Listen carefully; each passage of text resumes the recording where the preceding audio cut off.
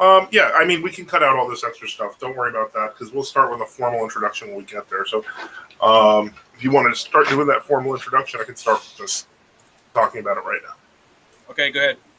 Hi, this is Deacon Joseph with the Orthodox Apologetics channel. It's been a long time waiting, a long time coming, but we have been working on part 2 of Who Invented the Roman Catholic Church.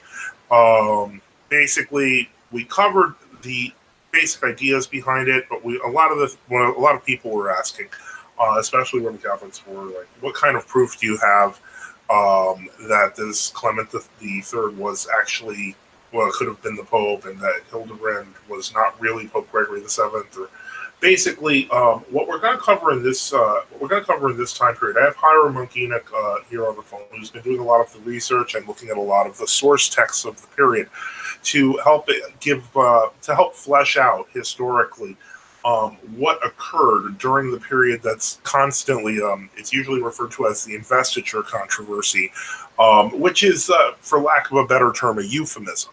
It really minimizes what actually occurred, and what actually occurred was a schism within the West between the party negotiating to remain part of the church and communion with the rest of the church, and a new organization that's basically built itself kind of with almost with an imitation of what some of the Western fathers said, but creating a new and terrifying entity. Father Enoch, Benedicite, nice to have you here. Benedicite. Okay, so basically, for people who haven't been watching, who didn't watch the first one, I was just going to touch on real quick that basically Hildebrand, also known as Gregory VII, now in the Roman Catholic chronology, basically invented the Roman Catholic Church. In the last video, we covered something called the Dictatus Papae. We probably will talk about that in a little bit of detail, but in any case, I wanted to get your insights on basically who was Clement III, who put these people in some historical perspective, because right now it just looks like entries on Wikipedia.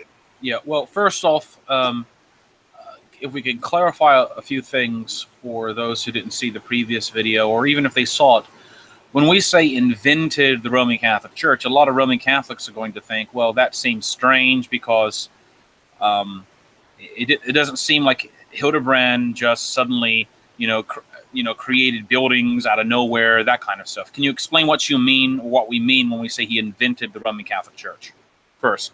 Well, to be most clear, people tend to see the Great Schism when we talk about Orthodoxy as an estrangement between the Eastern and Western Church. This implies that the liturgical and spiritual integrity of the Western Church was basically untouched and had simply developed away from that of the Orthodox Church. In other words, it goes into this hypothesis of divergent theologies that existed hundreds of years before, with the Filioque being invented in the 4th century and promoted by St. Isidore of Toledo, so on and so forth. Mm-hmm. So there's a lot of layers of historical... Yes.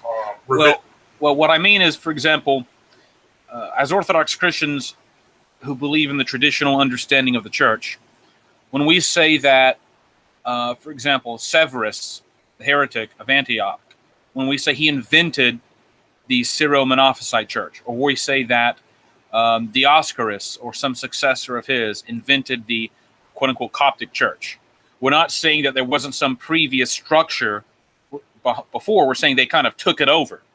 You know what I mean? Yeah. So you would agree that's a similar description of how we're thinking of Hildebrand and kind of his successors. That just as in the case of, for example, in the case of, let's say, the Monophysite heresy, there was like a few decades before the Monophysite schism took place, there were kind of, Monophysite rumblings, but they kind of bubbled to the top after a few decades. Well, I think especially for you can see something similar with the Hildebrandian schism, that you have every now and again, mostly beginning in the 850s and 860s with Pope Nicholas I and Saint Photius, kind of these initial attempts, and they never quite cause a permanent schism, if you know what I mean. Yeah. Because Nicholas dies, Saint Ignatius becomes patriarch. He goes back into communion with Pope, one of the popes after Nicholas. Then he passes away. Saint Photius becomes patriarch. He reconciles with John VIII, and even if there's tension after that over who should control southern Italy or Greece, the territorial questions, they still are in communion.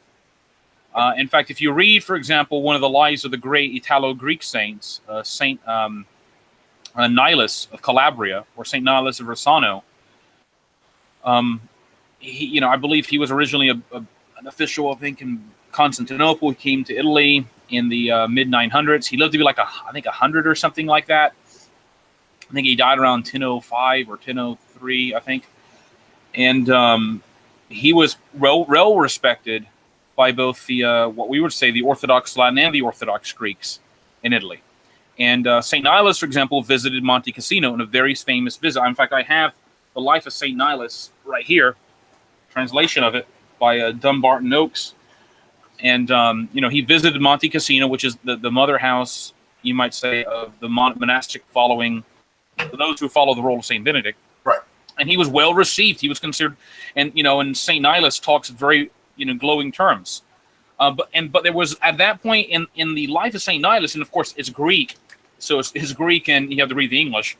When he was discussing things with the monks of Monte Cassino in the 970s or so, there's no hint, as far as I can tell from reading the Greek life, that he considered the monks of Monte Cassino to be heretics. Obviously, he didn't. So They were still in communion, even if there were problems in France. There were people. There was the best way to think of it is things like the filioquism was kind of like, you might think of a crypto sect, if you could think of that, within the church. Right. It had not actually taken over anything. It was beginning to try to put the filioque in the creed. Now, that didn't happen everywhere. For example, there's something called the Sacramentary of Fulda Monastery from the 10th century in Germany. I think Fulda is in Germany, I believe. I have to look that up. But Fulda Monastery was founded by Saint Sturm of Austria, who was born in Austria and was founded like in 740. And Saint Sturm was like a disciple of Saint Boniface, the English missionary to the Germans. And if you look in the 10th century Fulda Sacramentary, when they have the baptism service, the making of a catechumen, when they have the Nicene Creed in there, and it does not have the filioque. So you can find the same thing in, for example, the Sacramentary of Saint Dionysius Monastery in the early 11th century in France, and there's the Creed in Greek and Latin, and in fact it was very common in many places where they would sing the ordinary parts of the Mass, the Roman Mass, in Greek, and they'd have even music there. And then there's the Creed without the filioque. So you can see manuscripts that have the filioque and those that don't have it. But it's not quite taken over. And this is just a preface, so I hope this helps people understand. You even have writers in the 850s, 860s in Rome, like Anastasius the librarian, and people kind of knew about him, and he talks about the whole discussion, the whole debate about when people say the Holy Ghost proceeds from the Father, or from the Father and the Son, and Anastasius, as I recall, says that when we say the Holy Ghost proceeds from the Father properly, but he makes some kind of exception about there's a mission, kind of a temporal mission, from the Father and the Son. So even when people were saying that he proceeds from the Father and the Son, as bad as that phrase is, and people should not even use it today, there were people at the time who were not. Hold on, stop.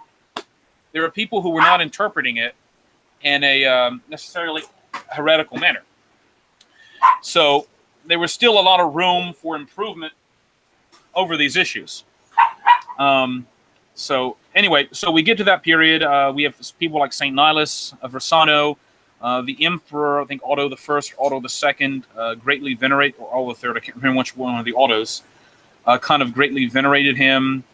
There were cases, for example, in the 960s in which one of the popes was considered so immoral.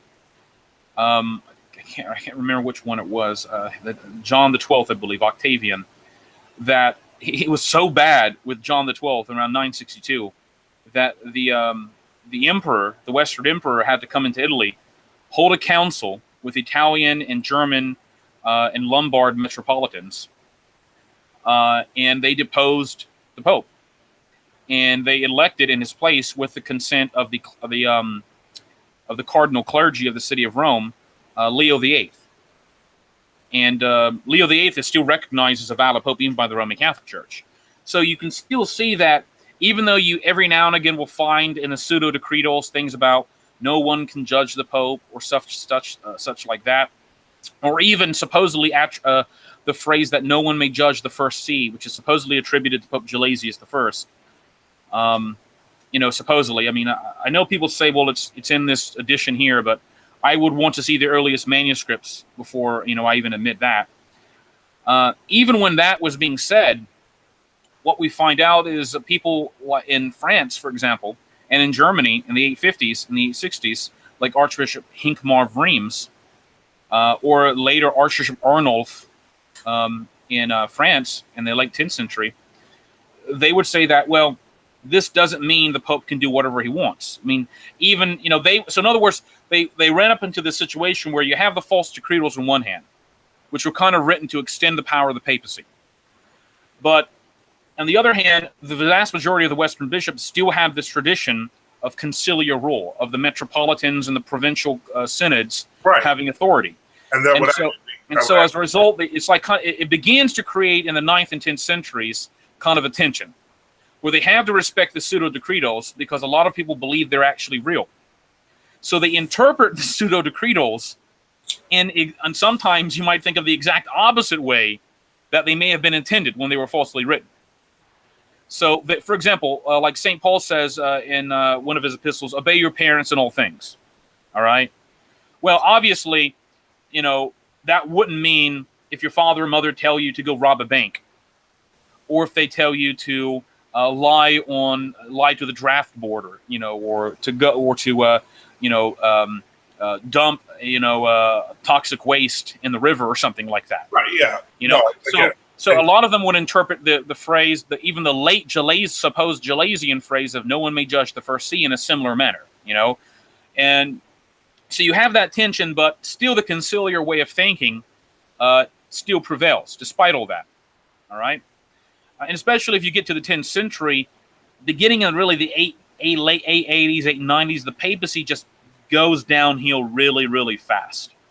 You every now and again between 880 and the mid 11th century have a pope who's not absolutely a monster, like Leo VIII, who replaced John, who was the one that replaced John the 12th.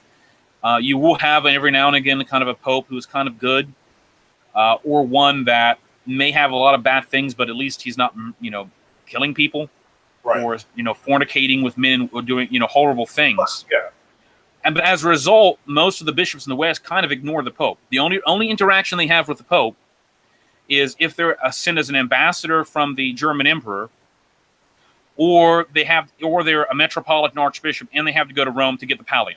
Well, this is actually a very interesting point, because this is something that's commonly not emphasized in historical texts. Is that basically what you're saying is that based on historical studies of the time, that the papacy was largely marginalized in the period coming up to Hildebrand. It was intentionally marginalized, because Archbishop Arnulf of Orleans, I believe, or Reims, I can't remember, there are two Arnulfs in that period, says that, we cannot look to it's so corrupted morally that can we even say that the person elected to be pope was pope? And even if they are elected to be pope validly, if they issue judgments contrary to the canons of the ecumenical councils and contrary to even the decisions of past sainted pontiffs of Rome, if they do that, we aren't to listen to them.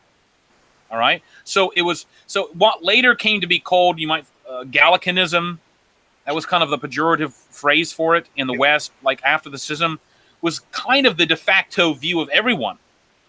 And many bishops were saying, look, we don't want to deal with the Pope, or if we deal with him, we just go there to get the pallium, because technically a lot of the churches in the West would, in modern Orthodox parlance, we would call them autonomous churches. Right. So, for example, in England, in the church in England in the 10th century, you had two metropolitan seats. You had the Archbishop of Canterbury, who was like metropolitan for southern England, or southern Britain, really. Right. And then you had the Archbishop of York, who was metropolitan for really northern Britain. So technically parts of Scotland fell under his jurisdiction. All right. Okay. But when they were elected, they could be elected and they could be consecrated. All that would be done.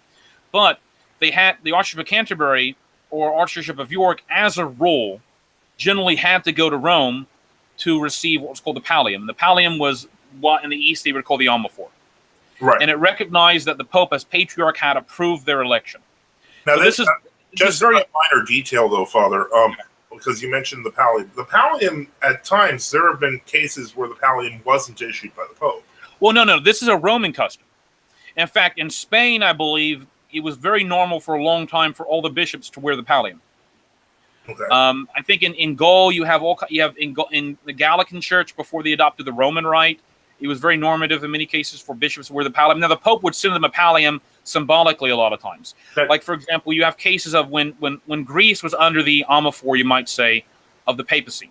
The Pope would still send like St. Gregory the Great sent a pallium to the Archbishop of Thessalonica, even though he already wore one as part of his. So that's more of a Roman liturgical rite custom. All right.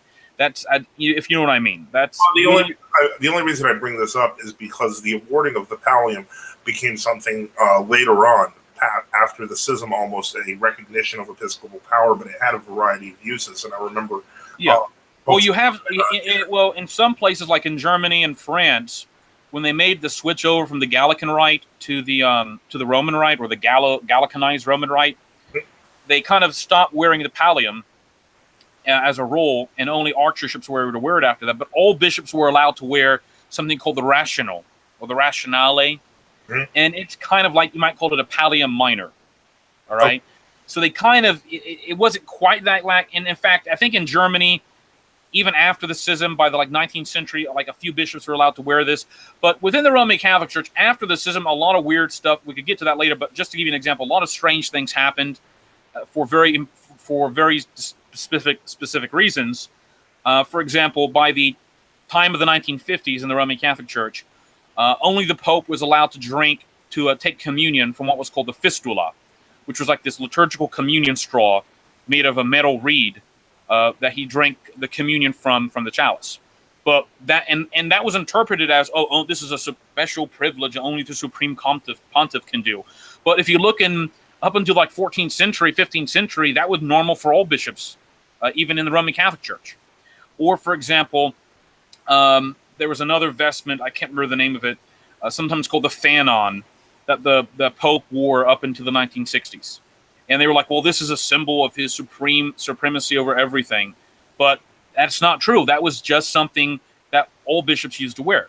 For example, even kissing the feet of the Pope, and I'm not endorsing that in fact was a right granted to not only the Pope, but to other, but to clerical, to lay and ecclesiastical authorities by the Byzantine emperor, as a symbol of his honor.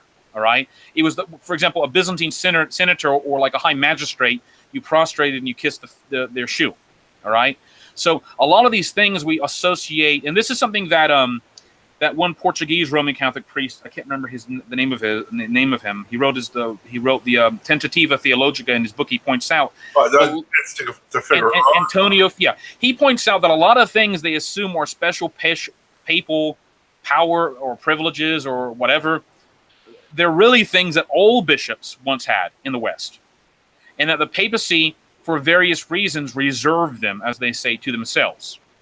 So it got to the point where, for example, the name the Pope, all right, that was not a title distinct to the Bishop of Rome. The Pope of Alexandria was called the Pope, and on some occasions the Archbishop of Carthage was called Pope. All right. There were many of these examples that over time the papacy kind of accumulated power to itself. All right. For example, a lot of times. And I think this is something we saw, I guess, in some apologetics discussions a few weeks back. Someone said, well, the term pontiff is used in this letter by some church father. And it was written in Spanish or something like that. And I think you remember this. It was on the War Zone. and they thought, well, this is referring to the supreme power of the pontiff. Well, the letter, in fact, the problem is that the word pontiff really refers to all bishops. It's the Latin equivalent of hierarch in Greek. So when we say the Roman pontiff, to call the Pope the pontiff alone, doesn't make any sense. Even in the Roman Catholic Church, prior to at least Vatican II, the Mass celebrated by a Roman Catholic bishop was called a pontifical Mass. So you see how anyway. Well, so you see what I'm getting at. Yes, but because it was technically a digression and it's useful, we want to get back to what we were talking about before. Okay. And that was we were okay. talking about. All right, yeah, okay, I'm sorry. I just go on like this. I'm sorry. So what happens is you start to get to the early 11th century, and in the early 11th century, you had in the late 10th century. I shouldn't say all the popes were terrible. You did have some good ones, like Sylvester II wasn't that bad. In fact, Sylvester II was kind of one of the, it's a controversial figure for many reasons, but he was not that bad. And then you get in the early 11th century, you start getting some of the figures like, what's his name, Benedict IX, who was called the demon in human form. And he was like elected pope when he was like 17 or something like that. It was insane. And he was like the most immoral man you could think of. He was a sodomite. He was well known for committing homosexual deeds. He slept with women as well. He gambled. There's just terrible stories constantly about Benedict IX from everyone. All right. In fact, there was at one point his own uncle kind of paid him to leave the city, and they elected his uncle the pope. And his uncle, I think, was pope for like 6 months or a year, and he wasn't really that bad. Actually, it's we did when we went in the last video, the part 1, we actually covered the previous. Okay. All right. So anyway, so we get to that point, and this is just a recap. And eventually we get to who was it? Leo IX, and I think he becomes pope in like 1049. Now, as you mentioned in the previous video, or I'm not sure if you mentioned previously, technically, I think after around the year 1013, the Pope Bishop of Rome was no longer on the diptychs in Constantinople. Right. There's a discussion about, was this because the filioque was added to the creed? Generally, people say that because Emperor Henry II visited the city. I don't quite know what. If somebody can point out the actual primary source that says this, I think this is kind of it may be more of like a supposition that that's what happened. Some scholars actually say that it's not unusual for names of popes or patriarchs to be omitted from the diptychs for years. And there could be reasons, there could be actually honest reasons. For example, they may not accept the election of somebody as a valid pope. I think the major reason, the reason why it even comes up about 1014, it's because of the Romanedian hypothesis that that was a Frankish pope, and therefore that was unacceptable to. Now, see, okay, yes, I recall what happens. One of the chroniclers of the early 11th century says that when Emperor, I think as I'm recalling, when Emperor Henry II visited Rome, he asked the Pope why they weren't singing the Nicene Creed after the Gospel. All right, and the Pope says, "Okay, well, we'll sing the Creed." And so it's kind of assumed, well, if they're singing the Creed, they must be singing it with the filioque, and that's kind of repeated a whole lot. But it's a supposition that they added the filioque in there because of that. And the view is that, well, if the Byzantine Church broke communion with him in that time, that would may be a good, reason that may have happened. But technically, there could actually be other reasons. It could have been that they didn't like the election of this pope. They may have thought, well, no, he's not validly elected. It could be that did happen. It also could be the Pope could have said, well, look, and the popes people forget there was a constant sore point going back centuries before the schism between Rome and Constantinople over southern Italy, Sicily, and Greece. All right, so that could have been one issue there. I don't know, but anyway, because remember, technically, anyway, so. I'm kind of getting off track here. Anyway, I'm sorry. So anyway, Leo IX becomes Pope. There's a letter written supposedly from the Archbishop of Trani, basically attacking the use of unleavened bread and clerical celibacy and a few other things. And so Leo the Ninth is kind of like an old man by this time, and he lets Cardinal. I mean, he's still culpable in a lot of stuff. Well, that's one thing I wanted to. But he kind of lets Hildebrand. Hildebrand came with him. He lets because originally Leo the Ninth, I think, was a Frenchman or German. I can't quite remember. And what we have to discuss right now, and you know better than I do, is because Hildebrand's already here. How did he even show up? I think he came with Leo the Ninth. I think he actually, because I remember he was. I think he had been a monk, and he had been associated with Leo the Ninth, and I can't remember Leo the Ninth's previous name. I'm sorry, some of these names have fled me. This is kind of an introductory thing, and I'm not totally prepared, but we need to get a video done. And I just took a caffeine pill to try to jog my mind, but to keep myself awake. But he kind of comes with Leo the Ninth. I think Leo the Ninth wanted him to come with him to Rome when and so he becomes Pope, and Humbert and Hildebrand kind of run things from behind the scenes. They're like the power behind the throne. Doesn't mean Leo the Ninth doesn't have power, but he's kind of like an older man. He's getting old, all right? And so a letter is composed to reply to the Archbishop of Trani.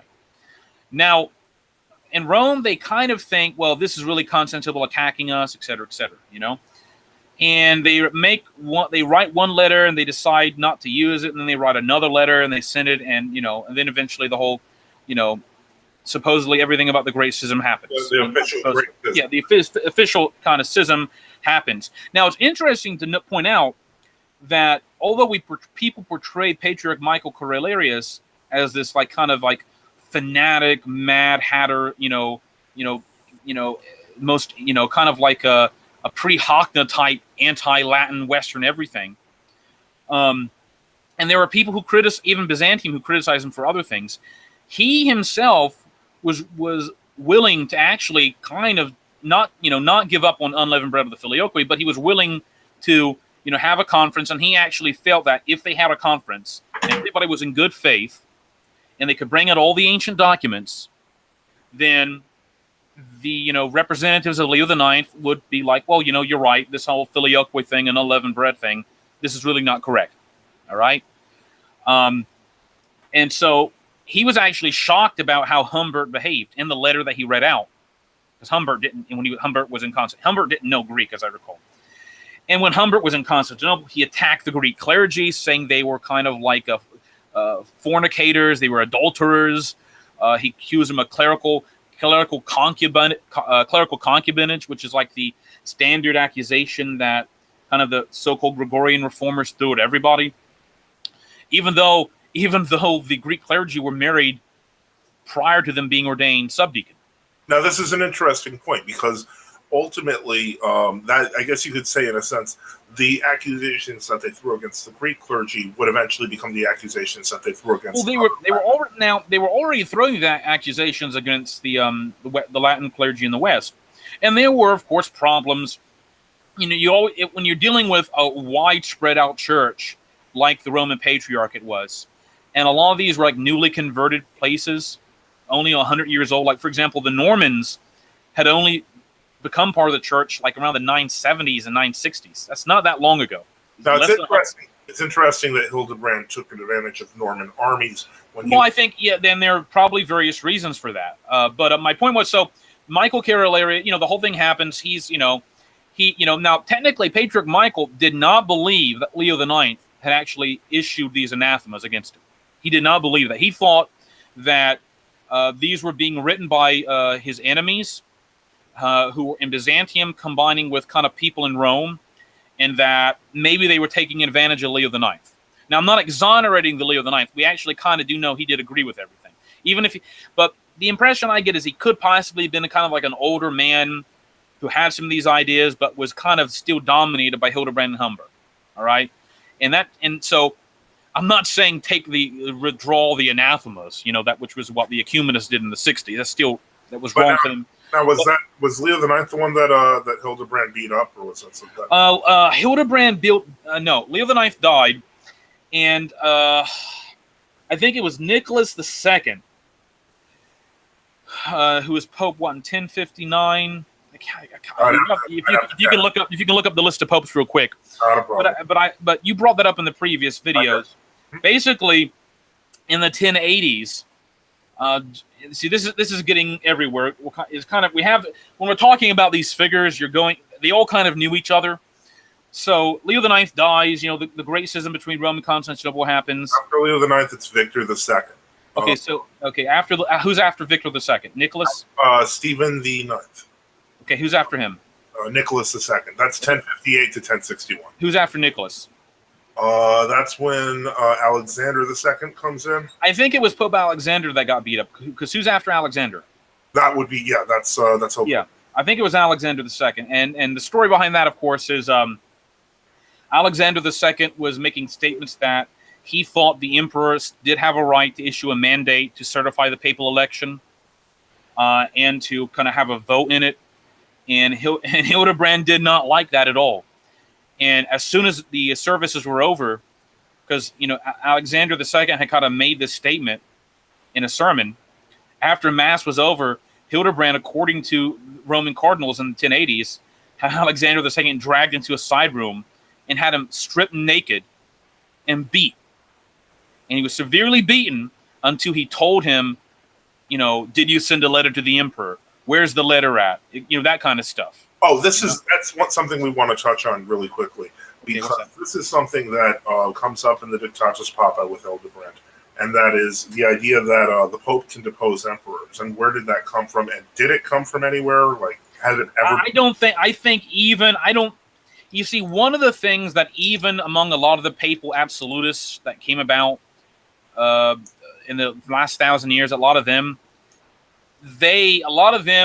some of them were willing to concede the papacy's supposed absolute authority in the church or whatever, or among the ecclesiastics or whatever. But the idea that the papacy had absolute temporal authority as a divine right, that was widely contested even after the Great Schism. You know, and that was never, for example, in France, that was never really ever admitted. Even, you know, in Spain, it was never admitted. England, I don't think they ever really admitted it. I think that supposedly comes from the whole thing about the donation of Constantine. That and the donation of Constantine is actually based upon an older 6th century life of Pope Saint Sylvester I. And now I should note, before people take this too out of context, that the many of the aspects of the life of Saint Sylvester from the 6th century and then the later donation of Constantine did filter their way into some aspects of Byzantine canonical commentators. Like Theodore Balsamon in the 12th century kind of accepts a lot of parts of the donation of Constantine as accurate. That is, for example, he accepts that Pope Sylvester baptized Saint Constantine, for example. There are a lot of those, you know, that a lot of those things that were accepted.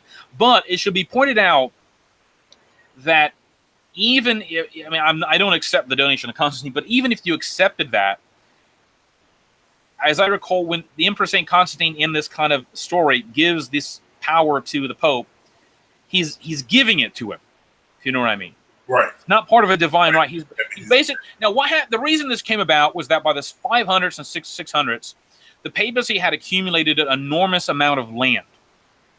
And a lot of people were like, well, how did the Pope get all this land? And some people, I think, honestly thought maybe one of the emperors had given them a bunch of stuff. What really happened was the emperors did give them a lot of land, but it was not uncommon when people died, they'd give like 100, some noblemen would give like 150 acres or 10 or 12 farms to Rome. In fact, if you read St. Gregory's letters, St. Gregory the Dialogus the Great's letters, he's constantly having subdeacons or acolytes who are kind of administrators going to Sicily or Sardinia to look over farms that were like the property of the diocese of the See of Rome. All right. And so what happens, the papacy gradually becomes kind of a de facto secular, has secular authority because it just owns a lot of property. And although technically the Byzantine Duke or the official in Constantinople kind of ruled, the Pope did have a lot of this property under its control. And that's kind of the genesis of the papal states as you get into the 10th century and then later and such. But I was simply referring to the fact but the concept of deposing emperors, no. I I think somebody could make an argument that if an emperor becomes a heretic and he's like persecuting the church, I've heard this argument made by various Orthodox writers that if he's anathematized, he does lose the grace of anointing that was given to him. And there are some people who would say, but that's not a specific, that's any bishop theoretically could do that. So right. but that's not really deposing him from a secular authority. That's like saying, he's an apostate. And now if you say he's apostate, that might give, carte blanche to some, other figures to be like, well, now we got to overthrow the emperor because he's going to destroy the faith. And, that's exactly what happened. But that's more of exactly. The problem is that just creates a case of civil war. It's one thing to excommunicate the emperor because he's a heretic and say, look, Your Majesty, you can't take communion, you can't take any sacraments until you renounce his heresy. It's another thing to say, now we have to have a civil war to overthrow him. And if you read the medieval chroniclers, one of the many things they abhor is civil war, because it's just so destructive. People are going to be killed, especially before the modern period. There was, everything was kind of much more local. You couldn't get food shipped in, preserving. There was all kinds of, it was much more of a case of people going to be starved to death. Some army rides in, even if they don't kill the population, they burn all the fields, so their enemy doesn't have access to food supplies, and then the peasants are going to die. All right? So civil war is important. That's one of the reasons so many German writers who were opposed to Hildebrand disliked him, was because he was calling for the overthrow of the emperor. I think it was Emperor Henry IV, right? Yeah. Yes, and that in fact caused something like a Saxon war. There was all these, revolts among the Saxon nobles and others to try to replace him, like this anti-king. I can't remember the name of the anti-king, like the opposing force. And Henry, I think, did eventually kind of defeat him. Right, he did. But it did show that Hildebrand, him and his agents, who were spread out everywhere, could cause a lot of problems. And they did. And they did. And they could say, look, if you don't go along with the program, we're going to cause a lot of civil wars. A lot of people are going to die, and maybe you're going to die. Well, now how does this tie in? Now, all this is happening, and Hildebrand's basically started a civil war against the emperor. How does Clement III play into this? Well, Clement III was originally chancellor in Italy for the Holy Roman Emperor. His name was Wiebert. Right. And so he kind of asked. I think he was chancellor before he was even at least a deacon. So he may have been minor orders, but I can't quite remember. He may have not even been in minor orders. So he was kind of the representative of the emperor for the emperor's secular power in Italy. And so he kind of knew the political system in Italy and what was developing. In the early 1070s, Wiebert is elected to be the Archbishop of Ravenna, and he's consecrated the Bishop of Ravenna. Now, Wiebert had, in fact, previously been a supporter of someone named Cadalus. And Cadalus, if I'm getting this right and just going off memory, was the so-called anti-pope Honorius II, who was, in fact, the opponent who was opposing the popes since, I think, Nicholas II, or since the late 1060s, I believe, or the late 1050s. Okay. And so he was kind of like, Honorius II was like, I'm the real pope, during all these like popes like Alexander II and Nicholas II and even Hildebrand. And Wiebert was like a supporter of him. And Honorius never gave up his claim, even though they kind of finally got a hold of him and they put him in a monastery as a prison. Honorius was like, I'm the true pope. And so Honorius dies, and Wiebert, at that point, is, I suppose, convinced, for whatever reason, it was a really bad mistake, to kind of recognize Hildebrand. Yeah, but here's what happened. So Hildebrand, Wiebert or Clement, or he was still called Wiebert of Ravenna, agrees to go to like this what's called the first Lenten Synod in Rome. It was like in 1073, I think, or 1072. Yeah, 1073. Yeah, and a lot of there's a lot of resolutions passed. A lot of people say Wiebert agreed to everything. We don't really. I'm not quite sure of that. People say that he agreed to everything. I mean, that's really Hildebrand's, saying, "Oh, he was there at the synod." I mean, that's one of the problems. If you go to a council or a synod, and then they pass a lot of resolutions you don't agree with, and you leave, and you're like, and you may have said, well, I don't agree with all this. Well, he stopped showing up to them afterwards. Well, yes, this is what happened. The next synod that he's called to, he doesn't want to go to. So something happened that he didn't like, and I think it's probably safe to say, considering his career at that point and after, that a lot of these things about trying to destroy the absolute canonical authority of local metropolitans, of destructively enforcing clerical celibacy, of the kind of new Dictatus Papae system, right? He did not like, and that's not uncommon. Ravenna was always much more independent, even during the times of before this system. Ravenna did not like the Pope in Rome interfering in its metropolitan authority. Right. So that was one of and Ravenna was still a Latin rite church. It had a Latin ritual, and I mean it's the rite of Ravenna was much more similar to the rite, the Ambrosian rite, or the rite of Aquileia. That was kind of that, it was a Western rite still. So it wasn't because he was some secret Byzantine agent or something like that. Right. He's just like, this is crazy. A lot of this stuff is insane. All right. And, then, so he becomes a supporter, where he had always been a supporter of the emperor. And at that point, a lot of the German bishops had a synod, I think a year later or 2 years later. And the German bishops, what was the name of the synod? Synod of Brixen. And the German bishops with, I think the bishops in Ravenna, in, those metropolitan sees and such in Italy, say, well, this guy's a heretic. They, in fact, call Hildebrand a heretic.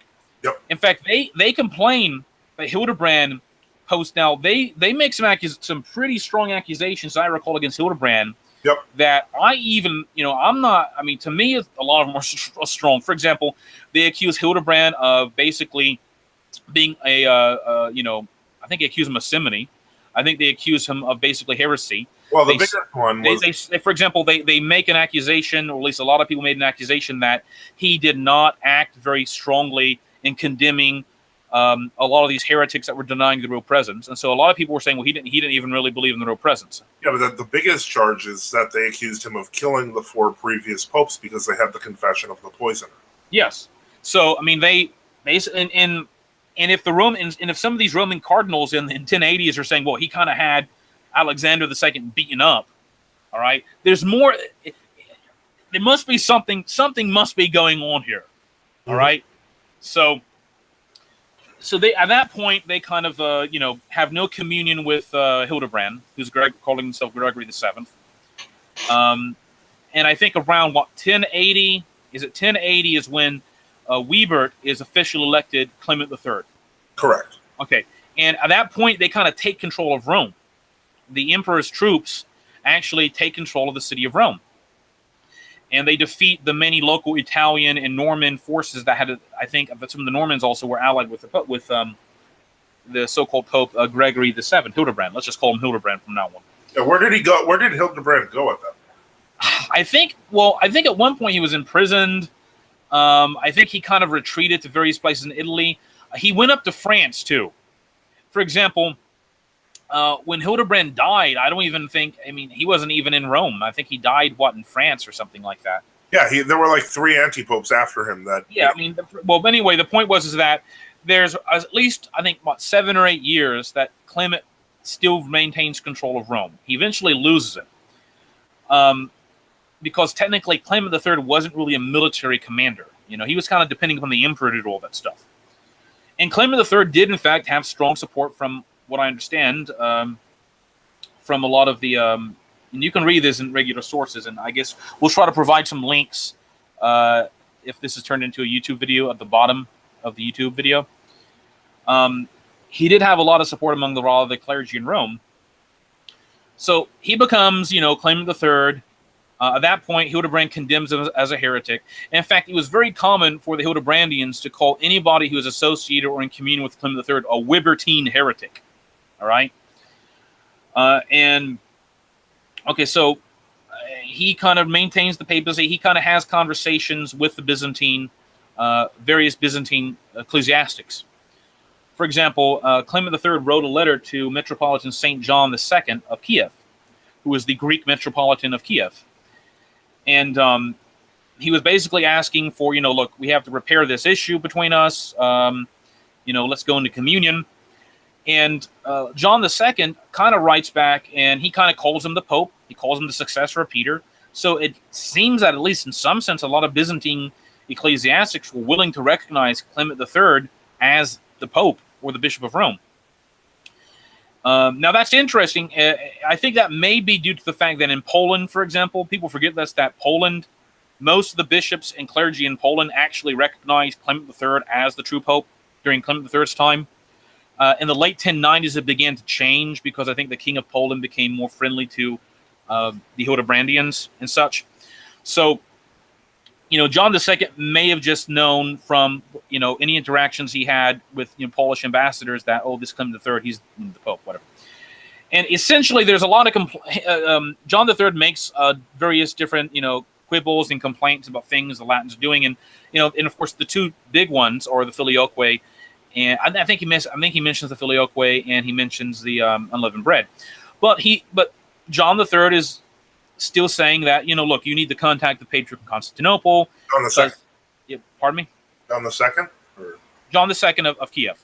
So John II tells Clement III, you can in fact find, if you look on Google Books, I think in Birkbeck wrote something called like the Russian Church documents translated from like 1890, and he includes the English translation of like the letter of John II.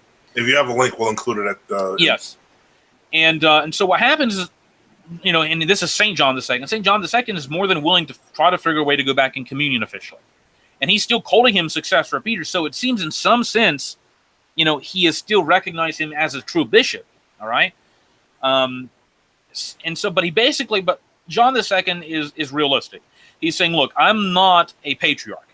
I'm part of a wider synod, essentially. Kiev, I don't even think Kiev was technically an autonomous metropolitan at that period. All right. It may have been. So John II's like, look, you need to send a letter to the ecumenical patriarchate, and if you can resolve things there, then we can go into communion. And that's kind of assuming they're resolved as they properly should, according to the Orthodox faith. And that's a reasonable decision. I mean, how many times if someone's part of a modern Orthodox synod and somebody sends a letter saying let's go into communion, we just can't go into communion immediately. Right. Even if we like that person, even if that other bishop may be a true Orthodox bishop, but they're in somebody else's territory, all this other stuff. You have all these issues that actually have to be figured out. So at that point, we find out that Clement III is in contact with one of the Byzantine archbishops in southern Italy, and I cannot remember his name at the point. And I'll include this in the link too. I'm sorry. It's fine. It's fine. Okay, yeah, I'm sorry. I had all this worked out weeks and weeks ago, but we postponed so long, and we decided let's do the video tonight. And anyway, it's been busy. I know. And anyway, so he has these interactions with this Byzantine archbishop, and there are these two books that are written in German, one of the 1890s and one of the, I think, the 1950s, that are like in-depth studies of Weber of Ravenna / Clement III. And you can translate some of the sections. And they talk about these discussions he was having with the Byzantine bishops in southern Italy. And they were very productive, and it was getting to one point in which they were like trying to arrange a meeting with the ecumenical patriarchate and his bishops. But something strange happens. Around 1088, I think, 1089, the emperor in Constantinople decides that he wants to talk to Urban II. I think is it Urban II who's the Pope, the Hildebrandian Pope in 1089? Give me 1 second. I'll tell you right now. That would be in 10. That's 10. Urban II. Yeah. Yes. Okay. And so at that point, as these German books, scholarly books point out, the Byzantine Archbishop in Italy is like kind of disappointed. It's like, this is kind of everything's moving along with Clement III, because he's already kind of admitting he's not for the Dictatus Papae stuff. And if you can find a guy claiming to be Pope with a big allegiance in the West who's not admitting papal absolutism, that's a big step to begin with. All right. And at that point, the emperor in Constantinople kind of in strong arms or forces the Patriarch of Constantinople to say, you need to meet with Urban II. And it's very strange because it seems that the Byzantine Empire no longer wants an alliance with the German emperor for some reason. That they may be wanting to turn to the Normans and to maybe like the French forces. And this is interesting because if you point out, I think what happened was this. I think Urban II at that early point was already sending, this is my opinion, was sending letters to the Byzantine emperor saying, look, we're going to call a crusade to help you if you agree to have talks. I think there's a much simpler reason. What's that? And that is that Urban II was the fellow who first called for the First Crusade. Well, exactly. But that First Crusade, that's what the Synod of Clermont, and that's what in 1093, 1095. Mm-hmm. My point is that Urban II, that's exactly what I said. He's already at this point engaged in discussions, secretly at least, I think, with the Byzantine emperor saying, look, I have all these Norman knights, I have these Frenchmen, and I have all these bishops that accept my authority. They have the ear of all these nobles. They will call a large army of Franks, etc., to come to your aid. Clement II really hasn't said anything about that, because I don't think Clement II was kind of. I think he may have, whatever else his problems were. He was probably more of a spiritual man. He let the emperor handle the military affairs, and the Emperor Henry, may have not been too inclined to send crusading forces. He had his own problems, I think, fighting Hungarians and all these other people. Well, it would seem then that the simple explanation for why the Byzantine emperor did not support Clement III is political expediency. Well, he supported him initially. My point is that he turned away from him. Right, and then he essentially gave orders to the patriarch to say, look, I'm not going to, we need to have discussions with this Urban II. My point was the Byzantine representatives in southern Italy were kind of disappointed, because they were already making progress with Clement III. And so everything was essentially derailed. And they had they did have some kind of a meeting with some Byzantine bishops in like 1090 or something like that. And nothing ever came of it, of course. Nothing ever comes of these things at that point. And at that point, I think that was a master stroke in favor of the Hildebrandians. Because even if the Byzantine, the Orthodox Greek Byzantine bishops show up at some synod run by Urban II, 1090 or whatever, or 89, and nothing happens, they don't really come to any agreement, it still looks good for the Hildebrandians to say, look, the Greeks are coming to meet with the Supreme Pontiff, etc., but they won't meet with this Wiebert guy, you know what I mean? Right. So to a regular people, that does not look good. And the Hildebrandians, the papacy, has always been, up until recently, a master of, you might say, the propaganda, the public relations. The word I was looking for was optics. The optics, exactly. All right. So that makes Wiebert look really bad. And then I think the emperor, some other things begin to happen. There's the Civil War, the continual attempts to overthrow the German emperor, and the emperor kind of begins to weaken his support for Clement III in the 1090s. Even though Clement holds various synods, and he's trying to he wasn't against quote unquote reform. Everybody's for reform if it's proper reform in the church. If there's corruption in the church, people don't want that. But just because you're against destroying the local authority of the metropolitans, and just because you're against breaking up legitimately married men who were married to their wives and then become ordained, just because you're like, we don't want to do this, that doesn't mean you're against reform. Well, right? Not only that, but one thing to remember for those who were listening, Clement III's papacy lasted 20 years. So in other words, he literally was against Hildebrand. He was against Zofaria Epifanio, which is Victor III. Yep. He was against Odon de Lagri, Urban II, and Pascal II, and then he died. Yeah, and remember, there was at one point, Clement III had at least half of the Latin Christendom recognizing him as the true pope.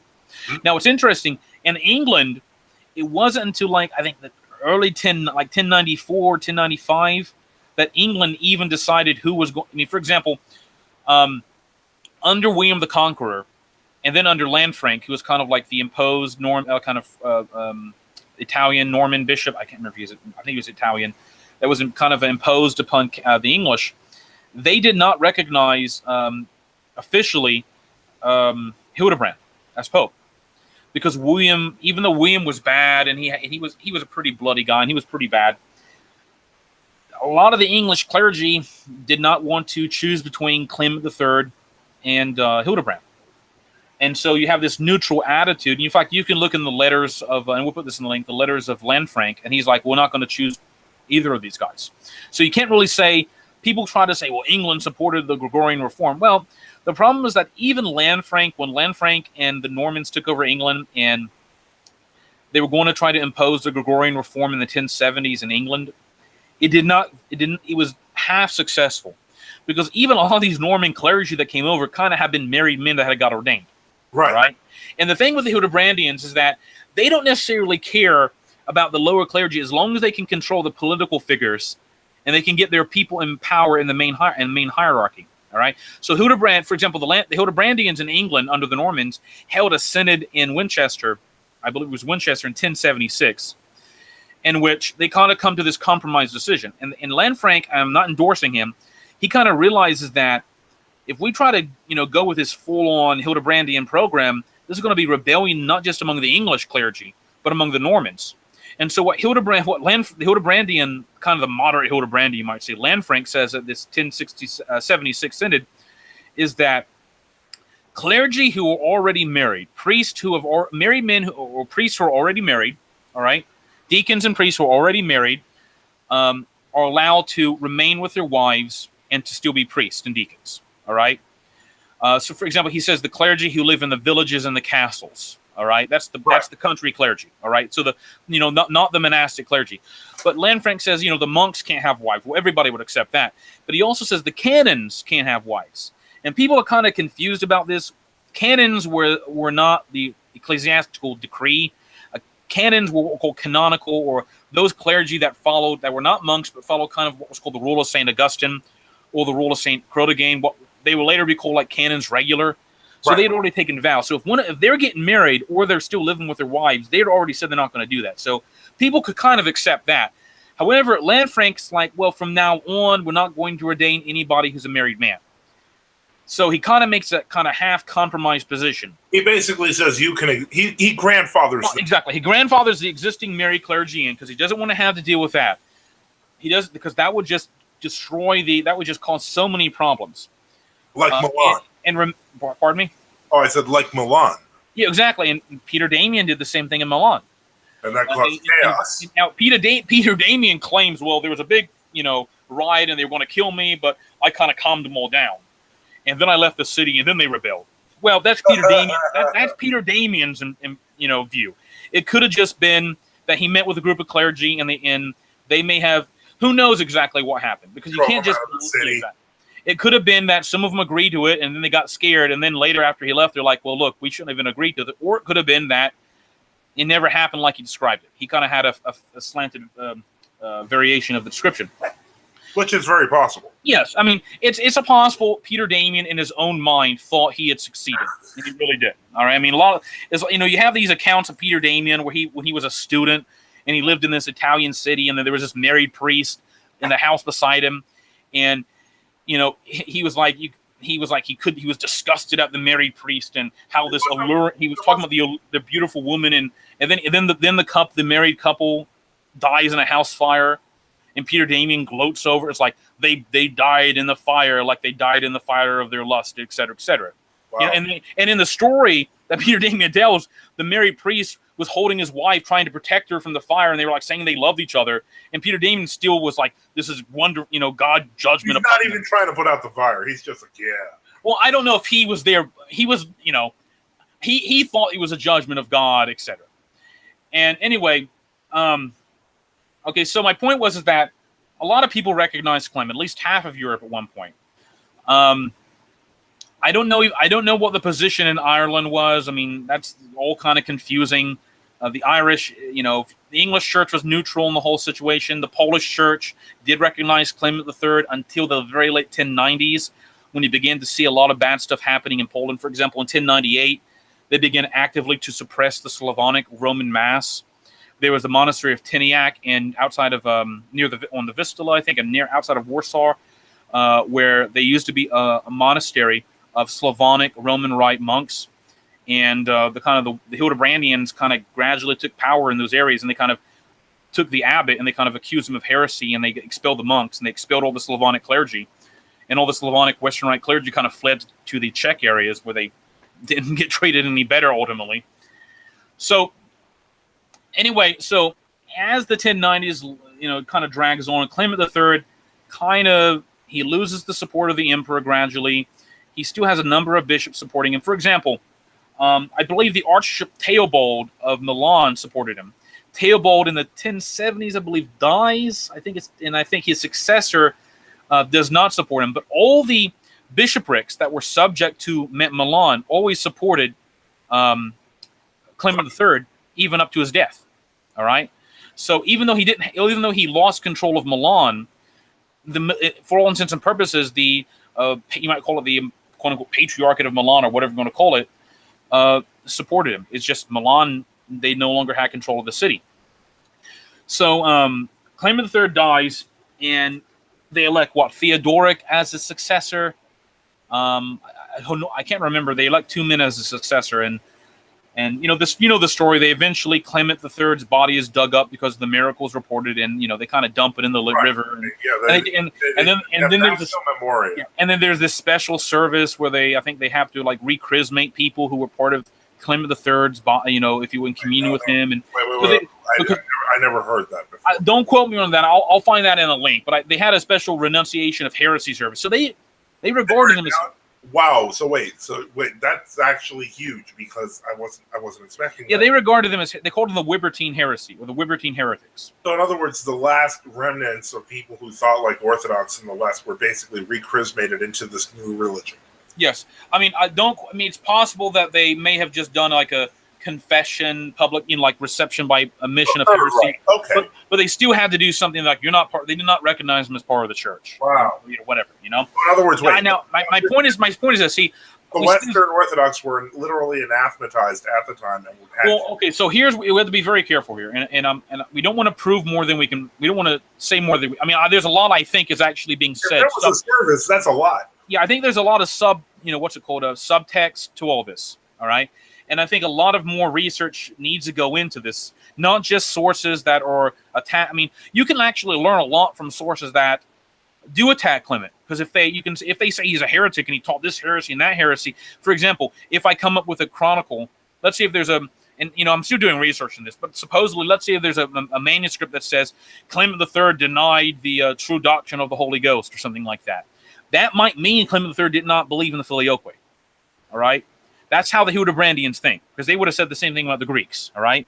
So, there was some, I do believe there were some who said that Clement did blaspheme the Holy Ghost, that he did not believe properly in the Holy Spirit. Now, there's some people who say that means they were just accusing him of being a simoniac, because technically, a lot of the Hildebrandians were arguing that if you paid a bishop for ordination, the Holy Spirit did not come at the ordination, and there was no ordination that actually took place, even if it all outwardly happened. Now, Clement III did not believe that. And now, that's now another point. Clement III's view was that if the bishop is part of the church, even if simony is committed, which is still a sin, this is Clement III in one of his encyclicals, like in 1094, he says the ordination still does take place, but it's still gravely sinful. Now, that's in fact the position of people like Saint Nicodemus. In fact, and technically, the Roman Catholic Church by the 1100s comes to that same position. I just had no idea that you had gotten as far in terms of the historical. Well, the problem is that a lot of this is written in German language text, and I got to use Google Translate. And a lot of this is some sort of Latin chronicles you can kind of read pieces of, and it's very difficult finding. You got to piece a lot of this information together. Even the two German books that were written that were kind of like doctoral theses in the 1890s and 1950s, I believe, on Wiebert / Clement. They're about 150 pages, and they contain a lot of good information, and they source a lot of material. But there's a lot of material they just refer to. For example, what I've learned with a lot of scholars, especially late 19th century and 20th century scholars, is that there's stuff that like me and you and others of us interested in these subjects that would research, for example, that there have been interpolations into the manuscripts of St. Isidore of Seville to make him teach the Filioque, which he doesn't teach. And it turns out that a lot of Spanish manuscript scholars had already known this, apparently, since the 1970s or 80s. There was this one, scholar in particular wrote a Spanish manuscript and book about it. And it's apparently, but most people don't know about it because they don't. And the reason it's not a big issue and in scholarly circles is that they don't care about these issues in the same way we would care. To them, it's an historical curiosity. All right. Well, yeah, but now we have to look at it from the perspective of today. And what I mean by that. Well, exactly. And now remember, this is kind of, we're going everywhere here, but this is all important to researching this subject. Absolutely. It's like, it was a few years back, there was a New Calendar Greek priest, this Father Anastasius Gatsopoulos, who kind of wrote this article about the problems, and this is kind of an anti-ecumenist member of the New Calendar Church. And he wrote this article or a book. It was basically a large article he wrote, and it was part of his doctoral thesis or something like that. Right? Yeah, I remember. Yeah, and I think it was translated by either Father Peter Heers or somebody associated with him, and it was actually very good. And Father Anastasius points out that a lot of these ecumenical discussions, they've essentially the so-called the world Orthodox kind of prelates who were engaged in them, they've they don't even want to talk about the West, what we would call truly Western Orthodoxy. They just want to say there was always a dogmatic difference. The papacy always believed this. We always believe that. They've already conceded the goal. Exactly. And a lot of people when they read these like discussion groups, like, well, the papacy has already admitted that the East had a different view. Well, you see, if that's true, if there's always been a dogmatic difference between East and West, then the Church as we know it does not exist. Because it means for something like 800 years or 700 years or 600 years, essentially, that you can have, there was no union, that, because that's an ecumenistic argument, all right? The truth is much more complex. Yes, it's much more complex. I mean, it is true, and people think, oh, I'm kind of admitting what they admit, but it is true. You do have cases in history where you do have kind of heresies that are uncondemned, that kind of fester, not to use the Cyprianite language, but, unhealthy portions. Well, remember, this is kind of for... Yeah, I know. No, yeah, exactly. There's a lot of pretext we're talking about people don't even understand. Yeah, there's a lot. So you do have this stuff that happens. For example, like we mentioned earlier, Monophysism didn't just spring out of nowhere. You had all kinds of Apollinarian forgeries of letters of St. Athanasius going back to the 390s that were accepted as genuine. You had a lot of the Apollinarians join the church after, Apollinarianism kind of was condemned. And they kind of hid out in it, and the Origenists caused the same problem. For example, Saint Germanus of Constantinople talked about how a lot of manuscripts of the fathers were corrupted by Origenists, and Saint Jerome even mentioned this going back centuries earlier. So a lot of times you have heresies or kind of erroneous opinions before they're openly condemned. You might see as heresies by a council or a group of fathers that subsist in the church. Pardon me. In this case, we're dealing with something a little bit different because really there was an okay way to read the Pseudo-Isidorian decretals, but in this particular case, I mean, there was the problem is that. Okay, I'm sorry. Go ahead. No, what I was going to say is that there was an okay way to read the Pseudo-Isidorian. Oh yes. And so exactly, there was they already had a strong conciliar tradition of the canons and the councils, But Hildebrand introduced something that was foreign to the ancient tradition in terms of how he interpreted. Yes, well, even the Dictatus Papae, which are supposedly quoting different excerpts from the Pseudo-Isidorian decretals or whatever. There are various, and we can put the. We need to do a whole video on the Pseudo-Isidorian decretals and on the Dictatus Papae, because a number of scholars have argued that they would take excerpts from text that, for example, that would maybe, for example, something like "No one may judge the first see," all right, and they totally devoid it of any context, and they say there is no possible context. This is exactly what it says. But again, it's like saying St. Paul says, "Obey your parents in all things." Right. Yeah. Well, that there's no, but St. Paul's obviously not saying if your parents command you to sin or to break the law, you don't do that. I mean, obvious, and so there. Anyway, so. Hildebrand's view of what these things meant, if we refer to the Dictatus Papae. Yeah. Because a lot of Roman Catholics are going to say, and we've heard this, that, these views were being said earlier by centuries by popes. Right. And the problem is that what's the context to which they said it, even if they did say it. And now, the thing is that a lot of things in the Pseudo-Isidorian decretals don't refer to papal supremacy. A lot of things are taken from earlier. There's these books called the Liber Pontificali, or I'm not sure, it's called the Liber Pontificalis, and there are multiple editions of them.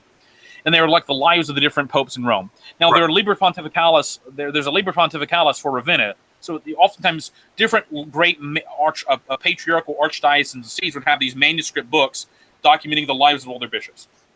Okay, so the Roman Liber, what's the plural of Liber Pontificalis? Pontificali. No, that's the book of the pontiffs, I guess. The books and the book Libri. Anyway. Libri Pontificalis, Libri Pontificolorum. I don't know. Anyway, but my Latin's leaving me unless I go do more studies. Anyway, so you would find in some of these books they would say that Pope Saint Telesphorus, who I believe was a pope in the 2nd century, decreed that the Glory in Excelsis should be sung at Mass. Okay, and things like that would find their way into the Pseudo-Isidorian decretals. So you'd have a lot of truth mixed up with and then what would happen is they would take some mention in the Liber Pontificalis that was recorded about some pope, and then they create a whole letter about it. So people would read it, let's say in the year 900, and be like, well, the Liber Pontificalis does say the pope did say this in the 2nd century, so this might mean, you know what I'm trying to say? So in other words, there was a certain degree of plausibility with a lot of things in it. Anyway, and the other problem is that, and I've tried to do my research into this, and a lot of you kind of run up into a manuscript wall when you want to go before the year 700.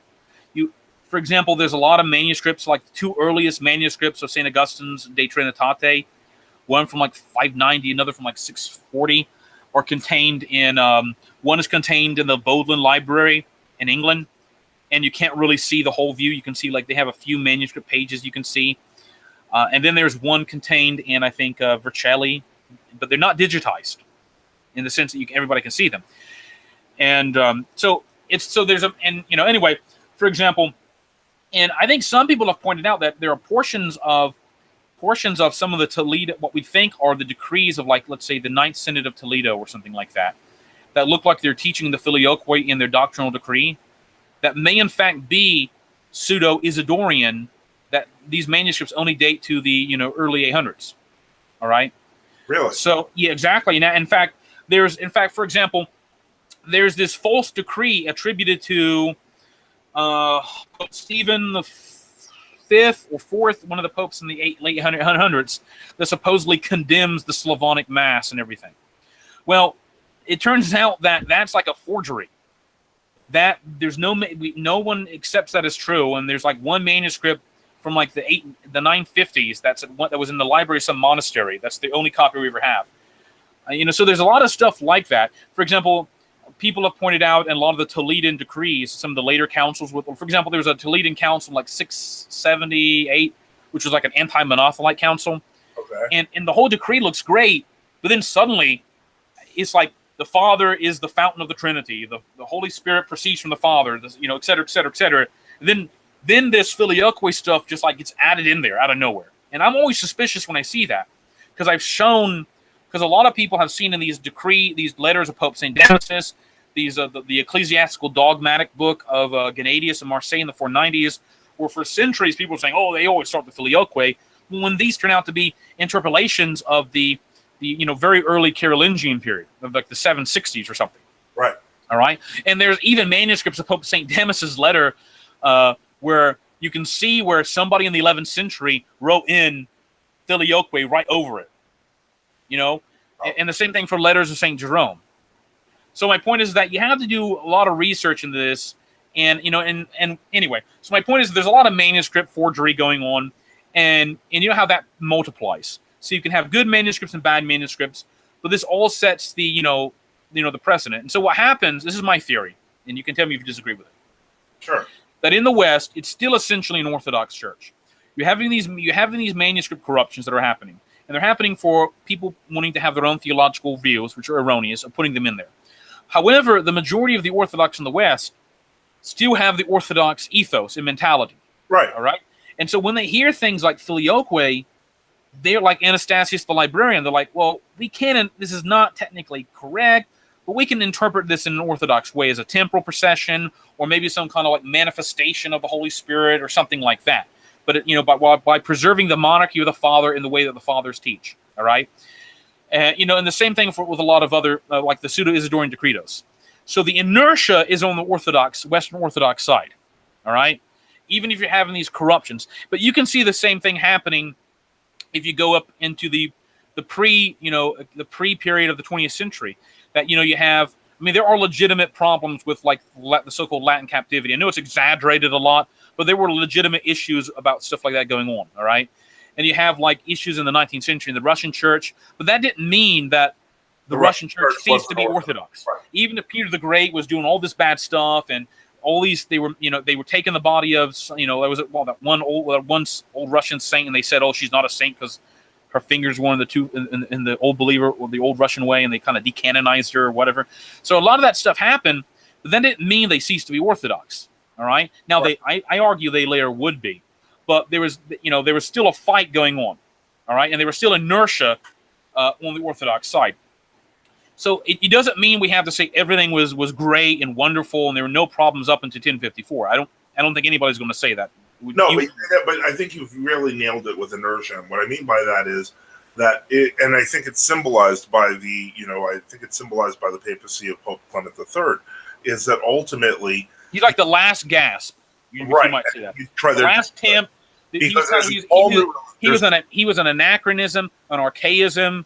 He was originally Archbishop of Ravenna. He represented that old Latin Orthodox view. And there was a lot of people supported it, but there was this new movement that was coming out that was led by this dynamic new pope, this Gregory VII, he was Hildebrand, with a whole new view on the papacy that he described as the ancient view. Exactly. Like the Lutherans. So, you know, like we're going back to the Bible. He's like, we're going to make Peter great again. But it was totally not about what really happened. It was this new view that was being espoused in the Dictatus Papae that was completely not what was actually the teaching of the church. And that's what caused the horror and the civil wars and so on and so forth. Now, what's interesting is even you can find in late like 1090s, early 12th century writers. For example, there was a writer named Florentius of Worcester, who died around the year 1118. You know, that's of course after the schism. Right. But he wrote he wrote some chronicles, and you know, he kind of had his own interpretation. Even if he was, I guess, technically, I don't know what his view were. I think he probably did accept whoever succeeded Hildebrand, because there wasn't really a counter pope at the time. But in one of his chronicles, I got it before me, he talks about, he says, there were at this time, as was reported in England, because he lived through this, he says, 2 popes in Rome, so-called, who opposed each other and made a schism in the Church of God, namely Urban, whose original name was Odo, Bishop of Ostia, that's Urban II, and Clement, who was called Guibert, that's another way of saying Wiebert, Archbishop of Ravenna. This affair so perplexed the Church of England for many years, to say nothing of other parts of the world, that from the time of the death of Gregory, who was also called Hildebrand, up to this period, it yielded submission and obedience to no one claiming to be pope. Italy and Gaul, or Italy and France, had already acknowledged Urban as the vicar of St. Peter. And that's not technically entirely true. Northern Italy did not, except for Milan, which had been taken over by them, and a few other places. But you still have writers, kind of like in the early 1100s, kind of trying to be neutral about this, all right? You know, and obviously, you know, Florentius, even though this is after the schism, he's you know, you still have, this is kind of like, you might say, what we oftentimes call the Gallicanists, which is kind of an unfair way because it almost says the French church somehow knows more or whatever. But, you know, that kind of Latin conciliarism did get defeated with the triumph of the Hildebrandians and the papacy. But it kind of adopted, you might say, I hate to say it, but a fighting from within view, where it didn't, you know, and that did not turn out very well. and it just dragged on for centuries. But again, Clement III, like you say, the last gasp. Even if he had problems, I don't know if he accepted the filioque or not. If someone can, people can always say, well, some scholar says he didn't differ in any degree than anyone that I've spoken to about it. Well, I'm still thinking there probably are German scholars and books that have been extensive studies of all the documents that are in German. You got to find them. We got to translate them. That's going to be, I don't know German. My German is I mean, the only reason I can read some of these German books is that I can kind of decipher. I do know some of the vocabulary and can kind of decipher words that are similar in English, and I can use Google Books, blah, blah, blah, and Google Translate. But I still think there probably are studies where this has been, they may say something like that. They may say that Clement didn't believe this and that, and he doctrinally differed with Urban and blah, blah, blah, and he was more affiliated with the Byzantine view. And they just accept it as some historical curiosity, and no one really cares about it. Even though that's actually the end of the Western Orthodox. Again, I don't know that for sure. We need to do more research. But I'm saying at this point, I would not be surprised, having seen every other thing that I've come up with. But I've discovered. And it turns out that most of this I'm not some original discoverer, so don't take me as some authority. It turns out most of the stuff I find out about after like maybe 6 months or a year, I'm reading some book on Google Books, some like article I found, and somebody in the 1950s had known about it. And then later scholars like, yeah, that's true, but so what? So a lot of times we're rediscovering things that a lot of these like secular scholars just think are curiosities and don't really matter. But to us, as Orthodox, they matter a great deal. Like this Father Anastasios Gatsopoulos was pointing out, that, there was more than just the Pope is supreme over everything in the West or whatever. There was not more than that. And even if you find references to, like the Pope of the Pontiff of the Apostolic See, and everybody must be subject to the Apostolic See of Rome. The problem is that doesn't tell you a whole lot, because I can tell you, if you look in like the biography, the life of I think either St. Oswald or St. Dunstan, written around the year like 1000, they call Canterbury the Apostolic See. It was not uncommon to call major sees, even if, now I don't know what claim Canterbury had to being called the Apostolic See, but they called it the Apostolic See anyway, and they said that churches had to be subject. Churches in Britain were the different dioceses were supposed to be subject to the Archbishop of Canterbury. Now, did that mean the Archbishop of Canterbury could go into the Bishop of London City and do whatever he wanted without any repercussions? No, it did not mean that. So when people say, well, St. Gregory the Great said, I know of no see that is not subject to the Apostolic See, does that prove papal absolutism? Does that prove the ultramontane position? No. No more than it proves that St. Dunstan could do whatever he wanted wherever he went. So, even if the claim, they claim St. Gregory the Great said, I think in one of the letters, he makes this point where he doesn't really recognize Constantinople as a full patriarchate, and he says, they should be somehow subject to Rome. Again, what does that mean? Subject. We're so used to thinking of it like a king and his subject. You got to do whatever the king says, right? But it doesn't necessarily mean that. So again, that's the language issue. And there have been, for example, there was, I don't know, a year ago, 2 years ago, there was some discussion on Facebook when someone asked me about something in one of the books of the Ecclesiastical History of St. Bede. And the translation was so bad, and it was so skewed to make it seem like the Pope was supreme, where if you went to the Latin text, it didn't even mention Rome, it didn't even mention the Pope. Some Roman Catholic historian had translated it in like 1890. Like what we done with the Spanish text. Exactly. It was so horrible, and it was crazy considering the fact there were like 4 or 5 translations of St. Bede's text, as it is. So, when people point out these, well, the Pope said this, and therefore Dictatus Papi is similar to this saying, well, that doesn't prove anything. No. We have to discover the context of it. What are all the uses of it? Just because the Pope, no one may judge. I mean, I've dealt with this thing. No one may. Well, first off, and this goes back to, I know we're going back in time here, but this is important to compare it to how the Hildebrandians kind of force things. The saying, no one may judge the Apostolic See, or the first See. Nemo judicabit, no one may judge. Primum sedem, I think no one may judge. I think it's nemo judicabit, primum sedem, I think was the phrase. Right. No one may judge the first See. Assuming that is actually a genuine phrase of Pope Saint Gelasius, and again, I would like to see the earliest manuscripts about that, and not just some ones from like the 790 or something like that, or 840. Again, what's the context in which that was said? I think 494, the 490, the ninth Synod of the Synod in the 490s. One, it had never been set up to that point. Secondly, at that point, how many patriarchates in the church, or claiming to be in the church, officially accepted Chalcedon to the point where they would not have communion with you if you did not accept Chalcedon? Only Rome. Even Constantinople, all right, which kind of had this, was, kind of a Achaean period, or the Achaean schism.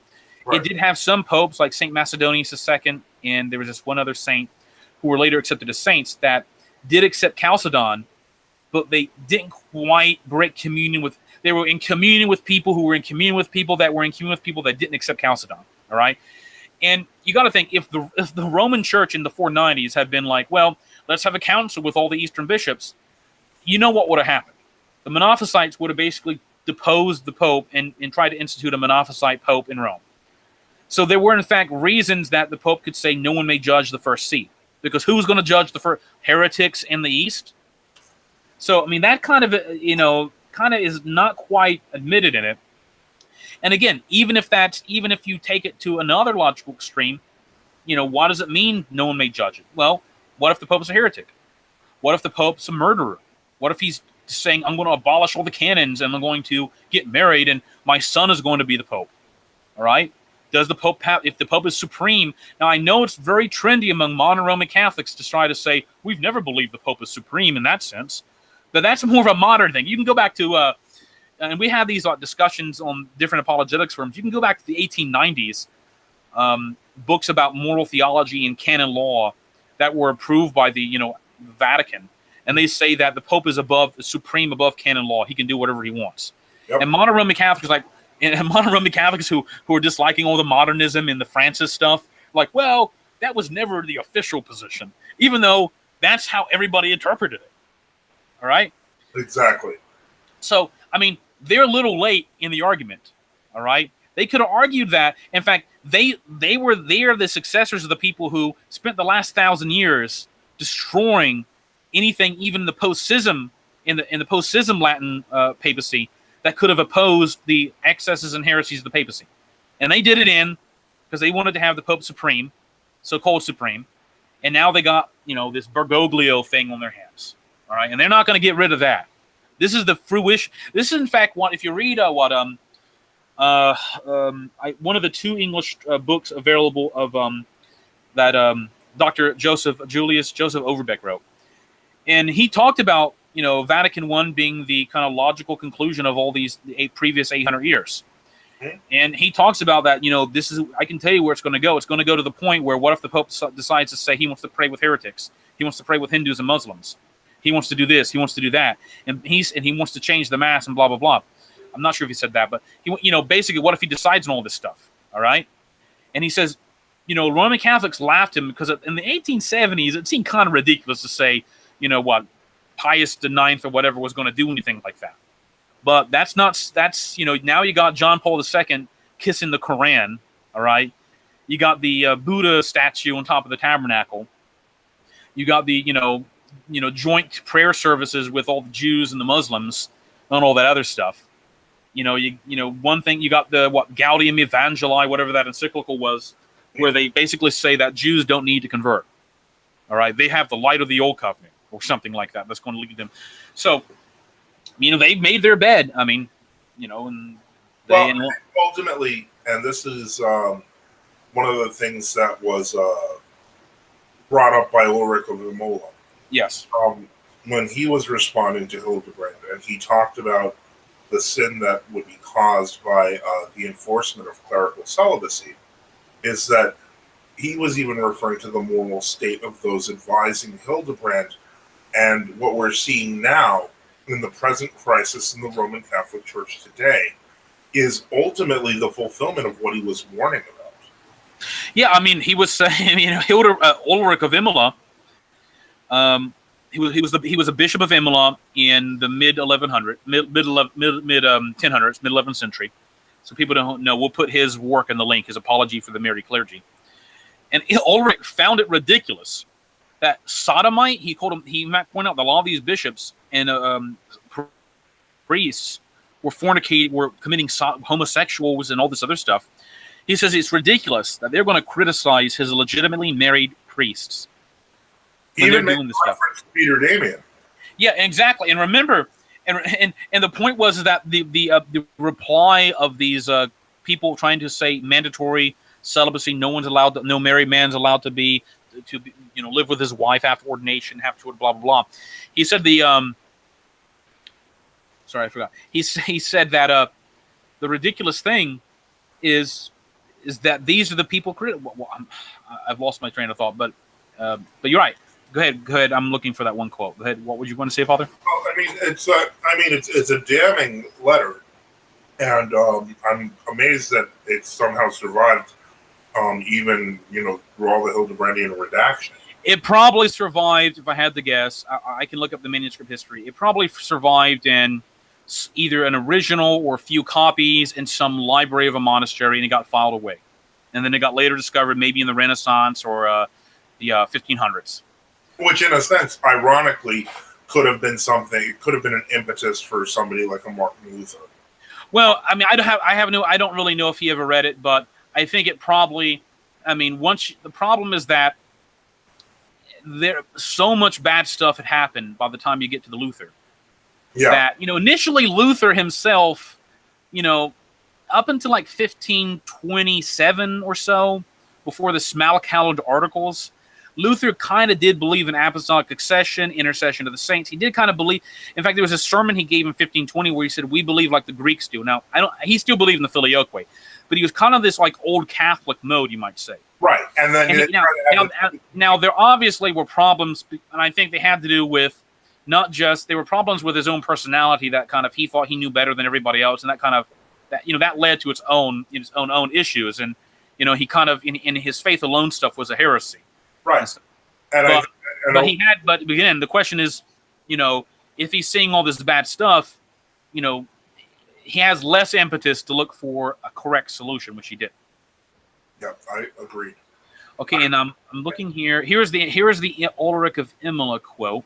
I have it on my computer here.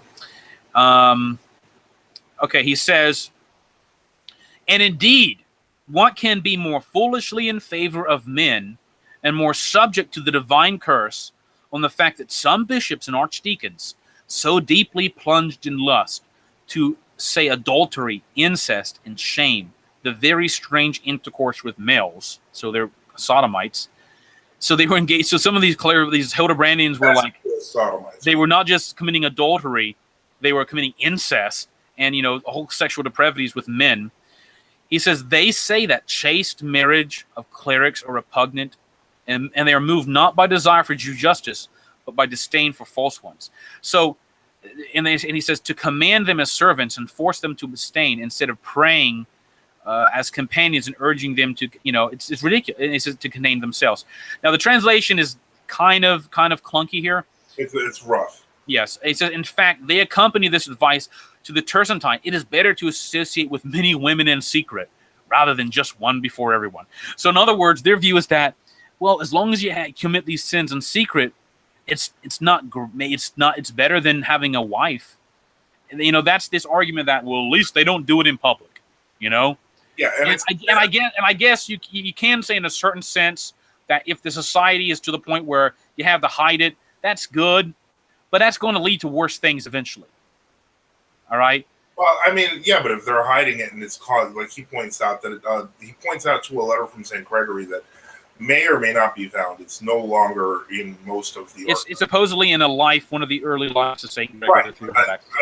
Basically, such a policy when St. Gregory attempted to enforce it. Well, he had a vision. Well, remember what happened is, according to the letter, we'll give the apology to the Mary Clergy people read. According to the this early edition of the Life that Ulrich is quoting, St. Gregory was contemplating kind of saying, well, look, old married. Now he wasn't. Now I should be pointing out, St. Gregory at this point wasn't saying you have to abandon your wives. You just can't sleep with them if you're a priest, right? Because they were still saying, married men are going to be ordained, all right? So he was contemplating saying, no married men are no longer allowed to sleep with their wives on any specific period. Right. And in the vision or the dream he had, apparently he had asked for some fish to be brought to him, and when they brought the tray to him, he saw the skulls of children. Thousands of children. Exactly. And this was a signal to him that this would lead to very bad things, and he decided not to go down that route. And in fact, we know there were murders. I can point to this other link where priests who were supposed to be celibate would commit fornication with women, and they would have children, and they killed the children. They didn't want to be found out. And this actually has gone. And if you look in some of the records, in Canada in the 1900s or 1950s, the so-called what were those skulls? The residential skulls. You had all these horrible cases of Roman Catholic priests who would rape the Indian teenage girls. Well, and then after the children gave birth, they would take the children and they would throw them in the furnace alive. Well, what blew my mind was that even they have all these bodies buried. So this stuff has been going on. And recently, even there was a nun. I saw in an article. I'll try to find that for a link. Where she was talking about how I think it was also in India actually, but it was more recent, and it's just basically that it was kind of assumed that you had to accept that these priests had urges, and that was what in Bolivia. There was one of these things that happened in Bolivia or South America, somewhere in South America, and the priest all predicted.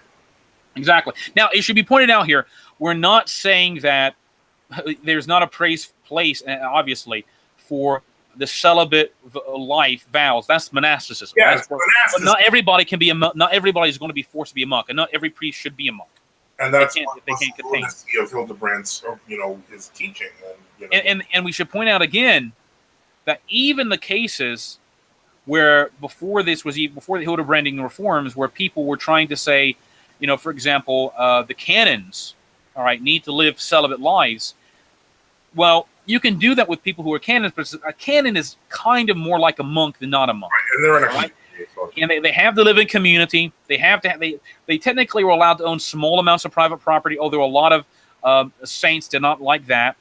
They had to have what's called a praepositus or a prior. They had to sing the divine office together. They had to be monitored. I mean, so that was more than just the bachelor life of the single priest living out in the village. And you know what I mean? Yeah. So, I mean, it would have been bad enough if they had tried to say, well, all priests need to follow the rule of St. Crotagang, all right? But they didn't even do that. They didn't even try to do anything like that. So, and as it is, even after they instituted these things, for example, in England, even after the schism, up to like the 1180s, you had still dynasties of like secular priests who had children, and then their children got ordained. There was like some archpriests in Durham or something like that who still were succeeding their fathers until like the 1180s, and they kind of finally put an end to it.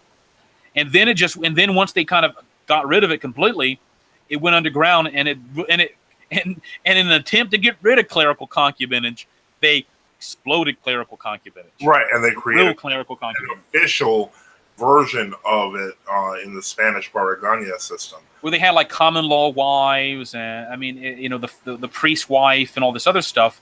Common law.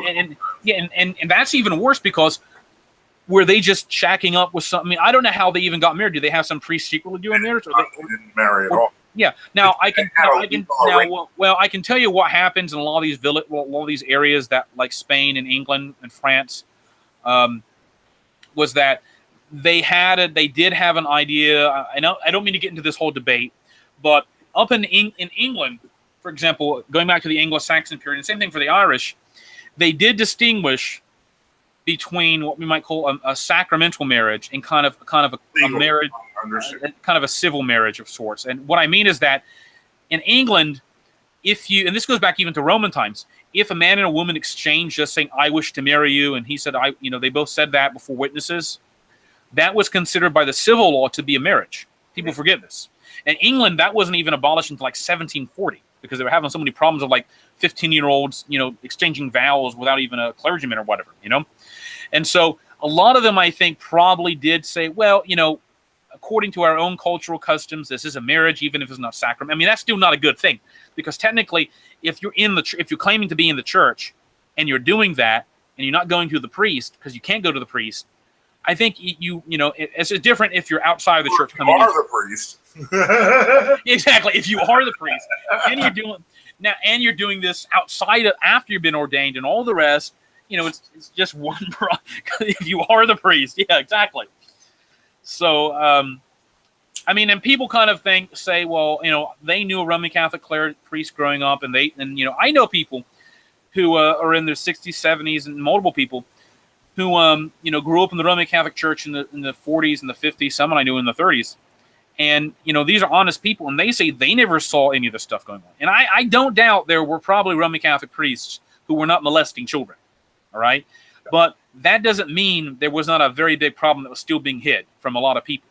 All right, and if you know what I mean. I understand. So you can always, it's just like, for example, in Orthodoxy, you can find this kind of problem that's come about where, monks,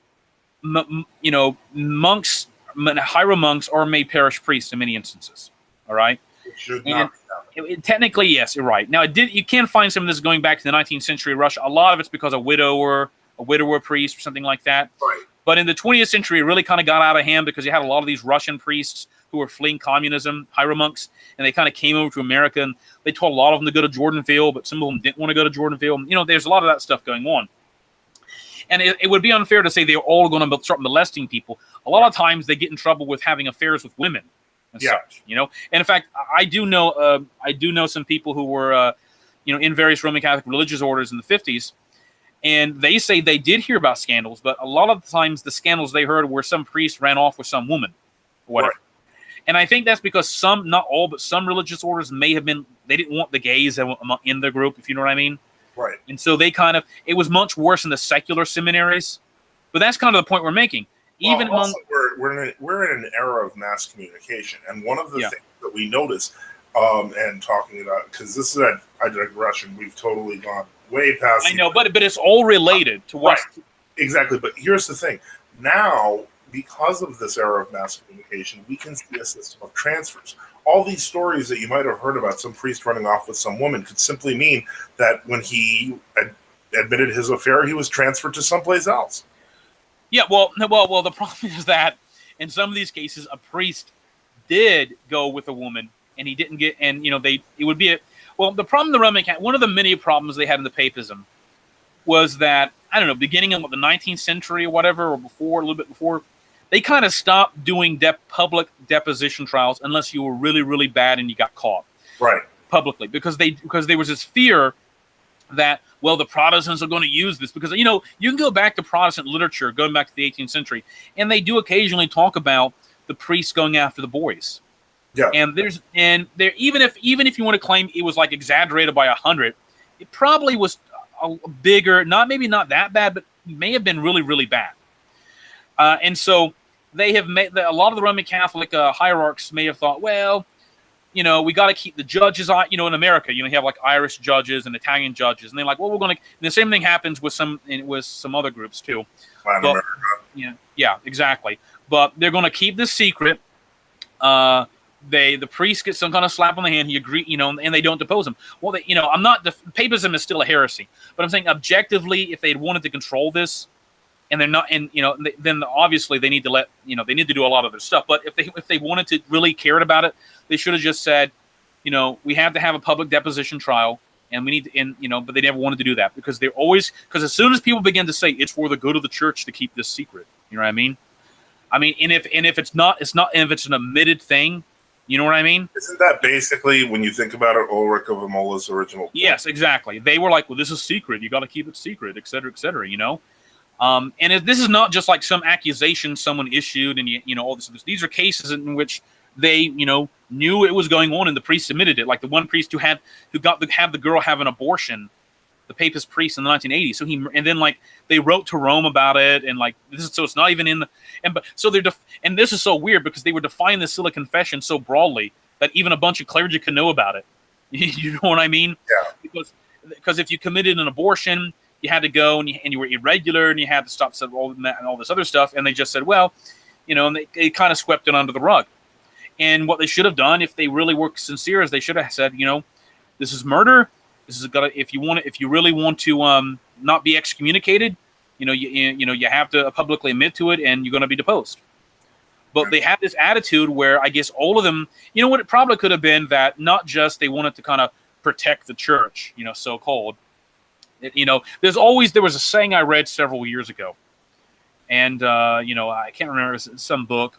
So it was some apologetics book, and it was something like, oftentimes more harm has been done to the cause of truth, not by those who were afraid of the truth, but by those who were claiming they were afraid for the cause of truth, if you know what I mean.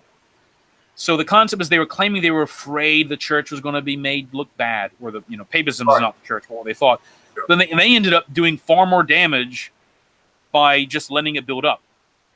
And it built up for hundreds and hundreds of years, and now I can tell you, in fact, this has been a problem in the Roman Catholic Church for some time, because you can look at all these sermons of the 1500s of some Italian or Roman Catholic saint, and they're preaching against the mass sodomy of the clergy and the prostitution houses and blah blah blah in Rome.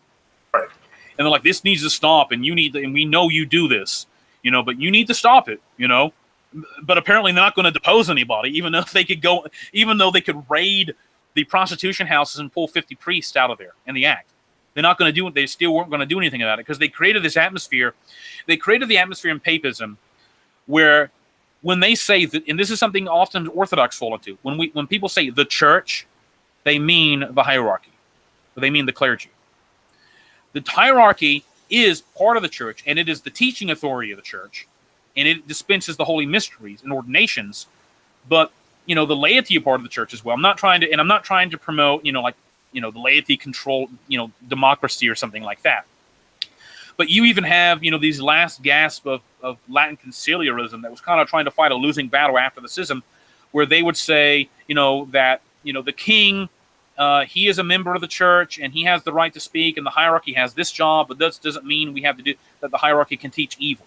But that goes back. That was kind of preserved in France for some strange reason. But that's the old Byzantine model, all right, that even Pope Gelasius enunciates, all right, that you have the civil authority. The church has two pillars. It has the hierarchy, which teaches the true doctrines, we're supposed to, and perpetuates the sacraments and gives penances and things. And then you have the civil authority, all right, which is if it's Orthodox, it's part of the church, all right, because the church is the whole community. I hate to use the word community, but the whole body of members, the whole body of Christ, all right. And in fact, you have some instances of, for example, Anglo-Saxon kings, Byzantine emperors, the good ones, and they would find cases in which the bishops weren't punishing clergy who were committing adultery, doing theft, and they would be like, you need to punish your clergy and depose them. And if the Anglo-Saxon kings, in some instances, if the and German kings before the schism, what they would do is that if the bishops didn't act, they would send their men in, and they would arrest the priests, and they would hold a civil trial, because they're also committing civil crimes, and that would kind of shame the bishops into actually doing something. All right.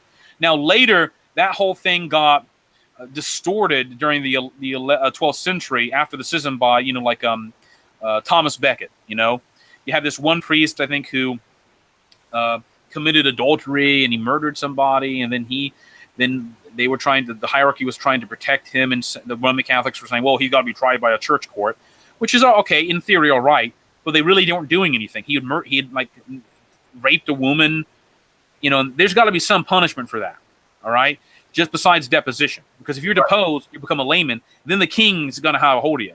But even the Thomas Becket thing is, there's some sense you can say, well, he stood up for this and that, but in the final analysis, they were beginning this very bad attitude of the clergy being a self-contained entity that has no responsibility and can basically is like everything is secret. You know what I mean? Now, Father, to sum up, how would you define how much of a role Hildebrand played in all? Oh, he played a major role.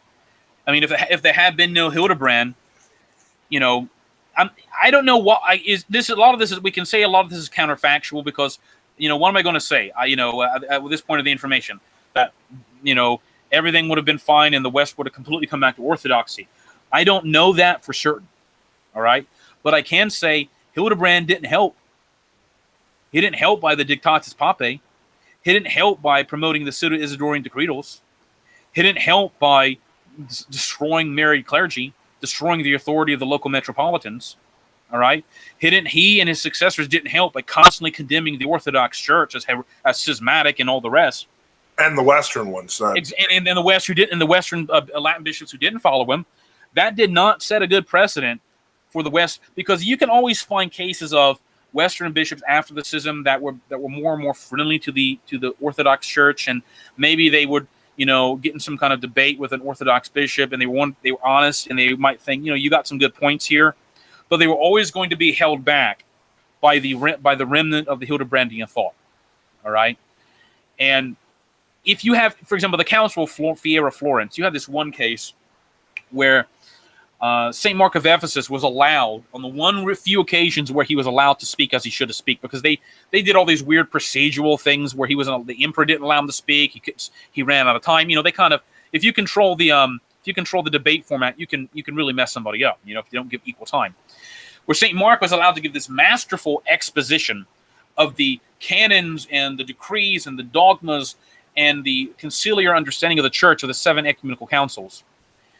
And at the very end of it, because apparently there was some running translation into Latin, I think it was either the Dominicans or the Franciscans turned to the Latin bishops and they said, the Greeks teach the truth.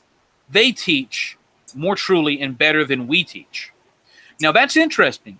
At a council of hand-picked pro-papalist supporters, they were at that point, even if they didn't ultimately agree, some of them were that swayed to think there's more going on here than just what we were told as papists. All right, what would have been the situation if they hadn't had all that whole baggage of Hildebrand?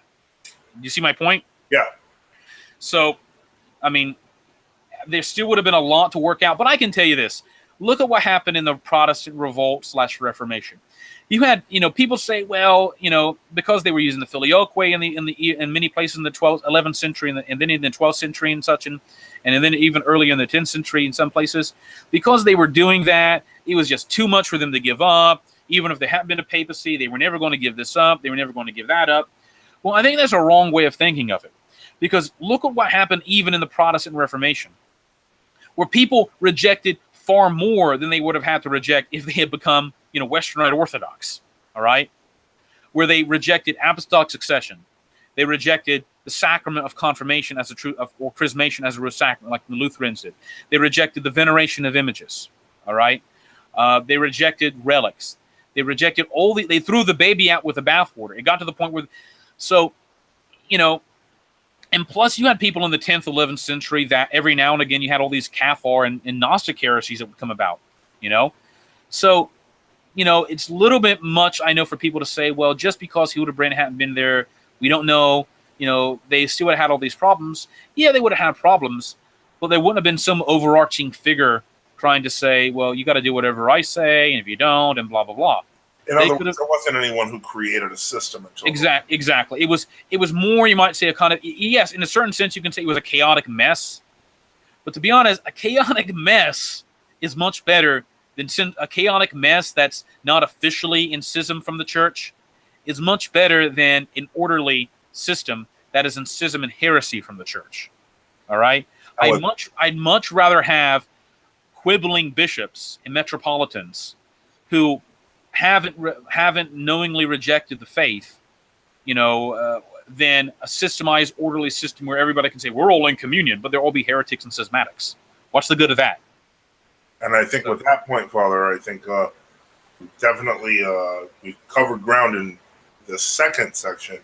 Yeah. Well, this is all kind of introductory remarks. We should do more videos. I mean, we're going to put let's not post this video hopefully to YouTube until I get all these links set up and I send them to you.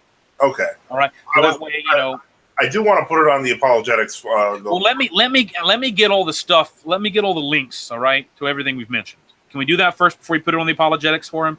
Okay. Because at this point, I'm not on the apologetics forum. It's just I don't really want to deal with all the stuff on there. Not that it's a saying against anybody. It's just I got my own stuff to deal with at this point. All right, I know, I understand, Father. But okay, yeah, get the links so that I can put them up, because what I want to do is we're going to hold on. We're gonna stop broadcasting. I'm gonna cut this part out. But now, for some reason, you're only